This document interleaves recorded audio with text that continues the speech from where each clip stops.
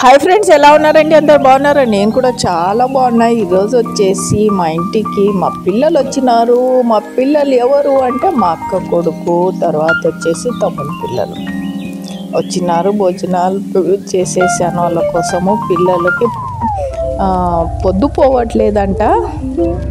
అయితే సెలవులు కదా, పిన్ని వాళ్ళ ఇంటికి వెళ్ళొద్దామని చెప్పేసి వచ్చినాడు అక్క కొడుకు, తర్వాత తమ్ముని పిల్లలు. ఇవన్నీ చిన్ననాటి జ్ఞాపకాలు పిల్లలకి. అందుకే కొంచెం చిన్న వీడియో తీసి అప్లోడ్ చేస్తున్నాను. ఎప్పుడన్నా చూసుకుంటే అరే మేము ఎంత చిన్నగా ఉన్నాము అనుకుంటారు. ఒక 2-3 ఏళ్ళలోనే పిల్లలు అప్పుడే కొంచెం పెద్దగా అయిపోతారు. అరే ఇది పోయిన సంవత్సరం తీసిన ఫోటో, అప్పుడు ఎంత చిన్నగా ఉన్నాడు చూడు పిల్లలు అని అనుకుంటుంటాను నేనే. నాకు భలే ఇష్టం, హాబీ నాకు ఫోటోలు తీయడం, వీడియోస్ తీయడము. చిన్నప్పటి నుంచి నాకు ఇది చాలా ఇష్టమైన అన్నమాట. పిల్లలకి ఫోటోలు తీసి ఇవ్వడము నా హాబీ. అందుకే ఇప్పుడు ఇది కూడా జ్ఞాపకం ఉంటుంది, పిల్లలు మా ఇంటికి వచ్చినట్టు అని చెప్పి వీడియో తీస్తున్నా. ఇదిగోండి మా తమ్ముని కొడుకు.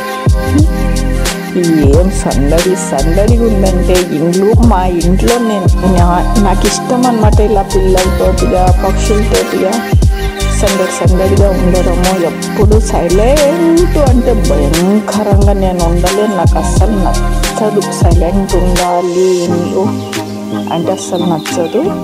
పిల్లలతోటిగా కలకలలాడుతూ సందడిగా హడావుడిగా ఇంట్లో ఉంటే బరకత్ వస్తుంది, ఇంట్లో కళ వస్తుంది. దేవుడు వాళ్ళ పైన చల్లని చూపుతోటిగా వాళ్ళ ఇంటికి బరకత్ ఇస్తాడు.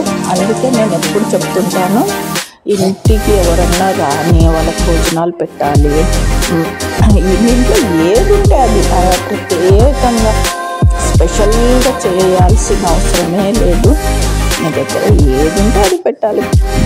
అప్పుడే దేవునికి మన ప్రవర్తన నచ్చుతుంది అని నా గట్టిగా నమ్ముతానమాట.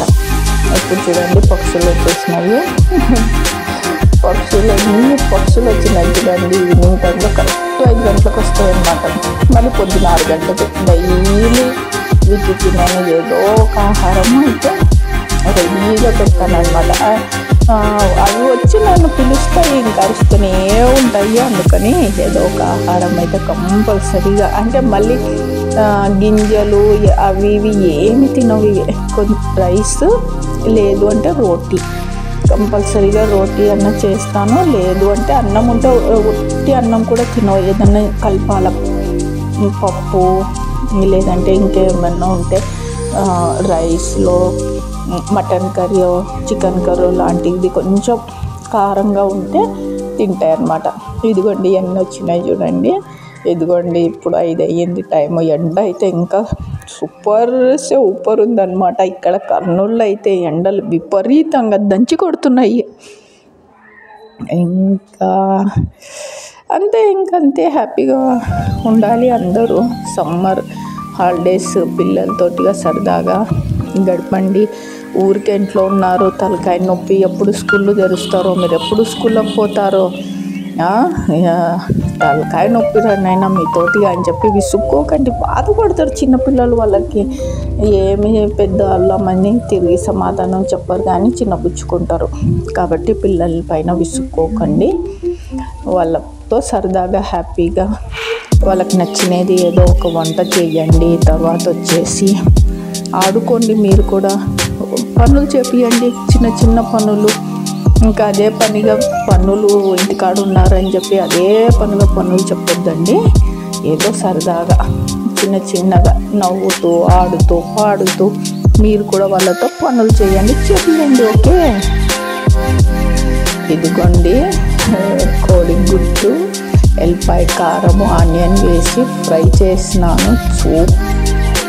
సూపర్ ఉంది. వీడియో అయితే తీయలేదు, ఇంకెప్పుడన్నా చూస్తానండి. ఏమీ లేదు, ఆనియన్ ఫ్రై అయిన తర్వాత పచ్చిమిర్చి వేసి, తర్వాత ఎల్లిపాయ కారము దంచి, ఇంత ఎల్లిపాయలు, ఉప్పు, కారము కచ్చాపచ్చాగా రోట్లో దంచి ఆనియన్ ఫ్రై అయిన ఆనియన్లోనే వేసేసాను. వెల్లుల్లి వేసిన తర్వాత ఇంకా గుడ్లు ఉడకబెట్టుకొని గుడ్లు వేసేసి బాగా కలిపేసాను. కొంచెం స్పైసీగా చేసుకోండి, చాలా బాగుంటుంది.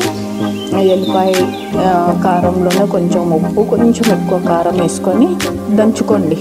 దంచిన తర్వాత ఆనియన్ బాగా ఫ్రై చేసి అందులో ఈ ఎల్లిపాయ కారం వేసేసి గుడ్లు, ఉడకబెట్టిన గుడ్లు వేసేసి కలపండి, అంతే. ఇంకా చూడండి, గోంగూర చట్నీ, తర్వాత కోడిగుడ్డు ఫ్రై, తర్వాత ఇచ్చారా, చాలా బాగుందన్నమాట. టేస్ట్ సూపర్ ఉంది.